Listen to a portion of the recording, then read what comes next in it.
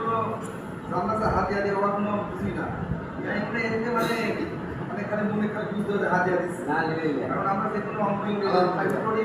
আমরা জানি যে কত টাকা দেওয়া লাগে এক টাকা পড়লে কত কত দেওয়া লাগে ওই হিসেবে আমরা 100 টাকাও দিই না কারণ আমার নাটকের ভয়েস স্টুডেন্ট হিসাব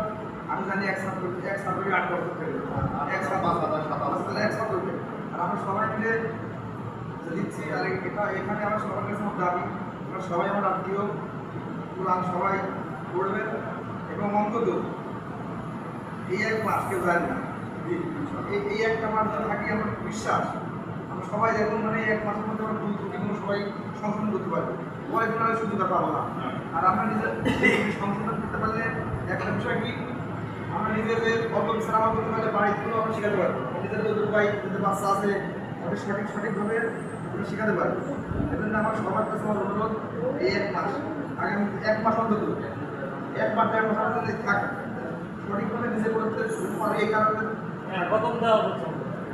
কমপক্ষে যদি এক মাস থাকবে তারপরে ইনশাআল্লাহ থাকবে পরিস্থিতি বুঝে যদি আর বাড়াতে পারে এই বলে আমার বক্তব্য শেষ করছি আসসালামু আলাইকুম।